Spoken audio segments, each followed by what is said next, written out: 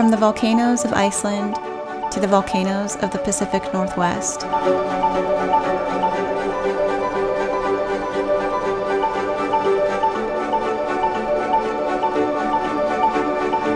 And from the Icelandic black beaches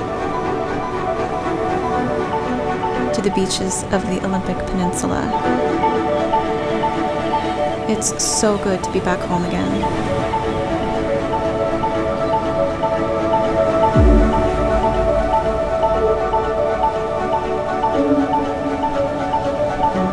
After having just experienced the loss of a loved one, I've been thinking a lot about time lately.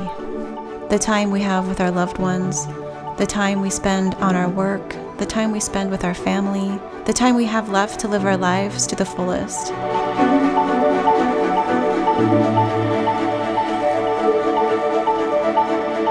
Also, how time can go by so quickly. One day, my kids who used to be small and squishy are now taller than me. That's the kingfisher, the one that he was designed after. Good job, way to go, we saw the kingfisher! As I'm now home again, I'm trying my best to circle back to working on the balancing act of the time spent on my music work and the time spent with those that are most important to me.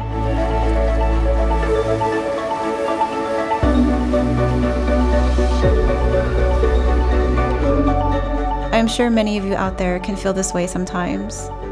How do I do it all? How do I juggle this thing called adulting? And time is definitely of the essence now, as my upcoming concert is now less than 8 weeks away, and I need to start dedicating pretty much most of my waking hours on it. Everything from creating the production tracks, the backings, the visuals, figuring out the script, where my meet and greet will be, and of course practicing.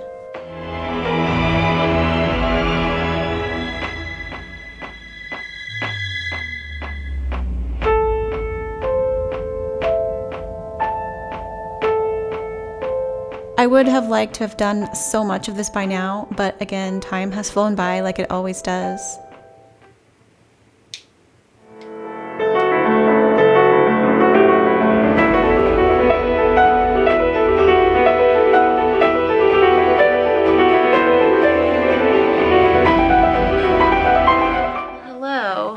Back from London, so I'm trying to just kind of dive back into normalcy and get things done. I feel so behind on preparing for my concert. What you see behind me today is I am working on creating sound effects design for the concert, which I'll just show you. I'll go into that. Come on, follow me over here. So for this concert in May, what I'm hoping to do is to create a cinematic experience. This theater doesn't technically have 5.1 surround sound, but we're going to kind of makeshift it by adding some additional speakers off to the sides of the audience.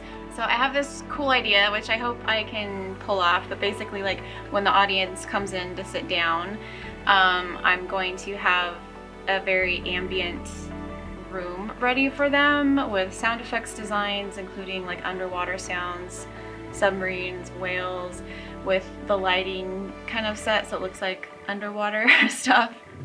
So I don't know if you can hear that, but basically, like, so when they come and sit down, they're going to hear this in the background.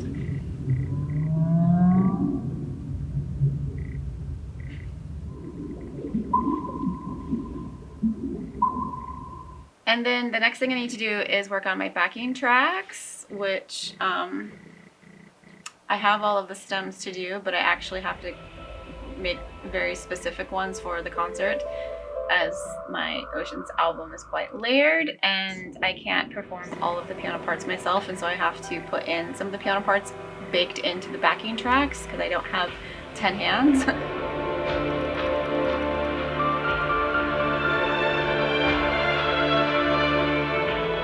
I don't do concerts very often. While I do love to perform, for me, I have always been very much a DIY type of artist.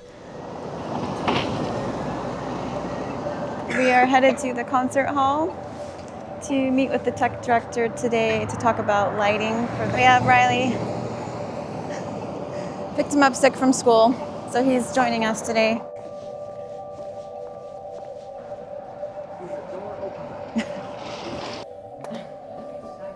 As you can see, I don't simply just get on stage and play the piano. I create everything myself, from the visuals, the backings, the videos, and of course the music itself. For me to put on a concert is a monumental task every time I put on a performance.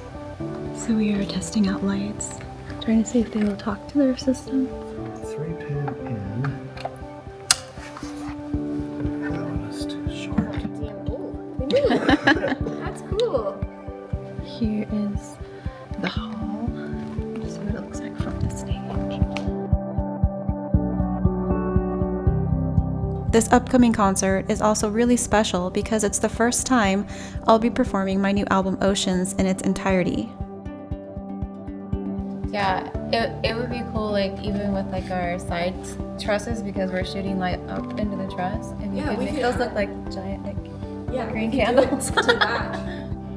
We're all done. Good job, buddy. Okay, I want it to be cool. I do too. Oh, I noticed your mic wasn't on. This album was probably my biggest project yet. Everything from the time it took to write and produce the music, to the mixing, which we mixed twice, once in stereo and once in Dolby Atmos.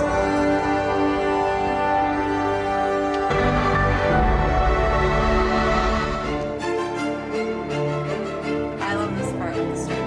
To the recording, the artwork, and more.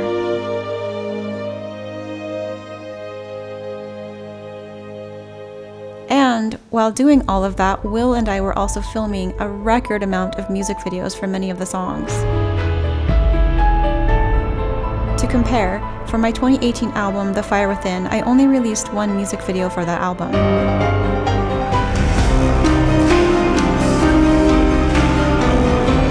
And for Oceans, I've released 8 so far, and there's still a couple more that I would really love to do. Having had the album released for almost a year now, I can say, looking back, it felt like I was constantly working nonstop for 4 years. Alright, so after all the work to get all of the songbook transcriptions done over the last couple months, they're here. So, as time has passed over the last year as it's been released to the world, and I'm now finally performing it for the first time, it feels very special for me, almost like the album release party it never had.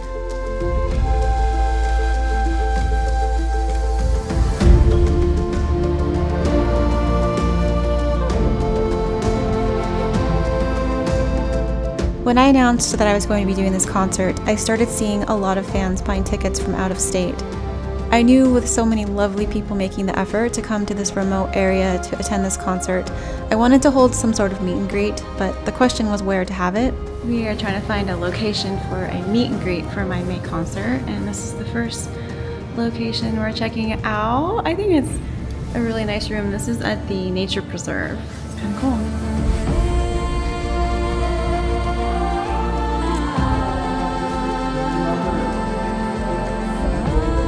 May 11th.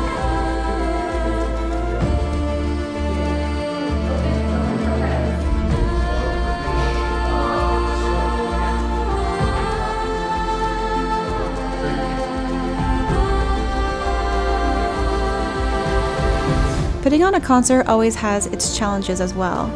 Part of the reason why I started this docuseries about my life as an artist living on the Olympic Peninsula was to show the real side of being an artist.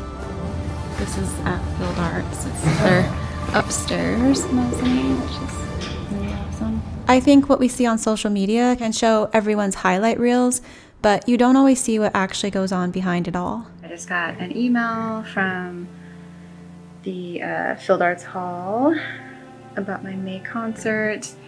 A little disappointing. They were holding on to the second day matinee show in case the Saturday one sold out, and so far the Saturday hasn't sold out, and so they asked if they could release the Sunday show to a different show. I don't know, I don't do concerts very often.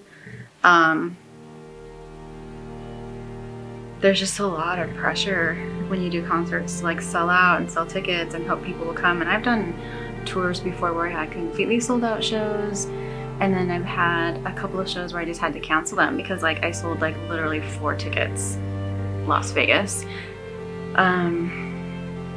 Yeah, I guess I'm a little, if I'm being honest, I'm a little disappointed. So I think as it gets closer, more tickets will definitely sell. Like, I'm hoping to sell out the show, but I was just really, really hoping that it would sell out so we could add a second day show, but that's not looking like it's gonna happen. I mean, it is a 2.5 hour drive from Seattle. People will probably have to stay the night. Yeah, I don't know. I guess it kind of hurts my ego a little bit because I think in my head, I like to think like, of course I can sell a concert. I've done it before. And then when you don't, it's like, oh, maybe my music isn't as well loved as I thought. I don't know. Is it because I haven't done a concert in 6 years since pre-pandemic? I mean, the thoughts running through my head today are like, am I like a washed up has-been? Do people like not want to come see me? Or is everyone just like so last minute that they're just gonna wait till like the week before and get their tickets? I don't know. It does make it really hard to plan ahead. And yeah, it does. I hate even like admitting this. It does make me like doubt myself as an artist, and I have all these like thoughts in my head today of like, why, like, this is why I don't do more concerts. Like, this is the pressure that I don't love to feel. So I'll be battling those thoughts today. There's still so much more to do to prepare for this upcoming concert, but back to finding balance. It's time to spend time with those that I love most in this world. We're at the Woodland Park Zoo today, doing a whole Seattle weekend. Yeah. 10,000 red pandas left in the world. So many red pandas left in the world. I am often asked the question, how do you balance having a career and a family? Up in the tree. You see how good your eyes are. I don't think balance is something you magically figure out overnight. It's taken me years. Years of learning how to pour myself into my work and my dreams while also making sure I'm fully there for the people I love most. Because both matter deeply to me.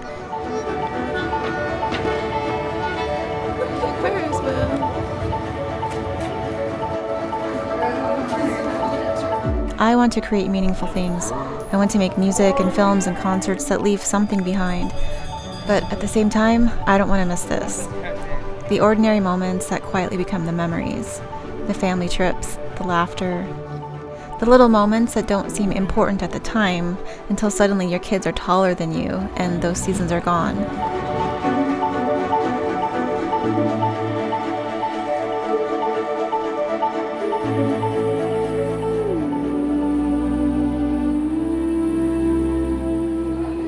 Time moves so fast, faster than I ever imagined it would.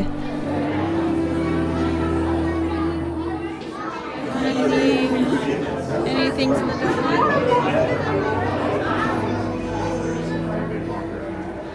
And I think I'm finally learning that balance isn't about choosing one thing over another. Yeah.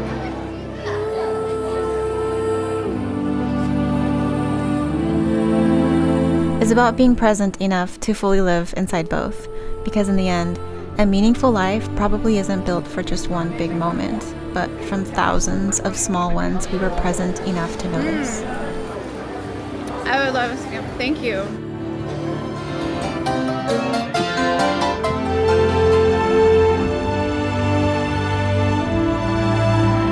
That's actually pretty disgusting. It's the famous gum wall. Just gum everywhere. Welcome to the Washington State. I'll see you in the next episode.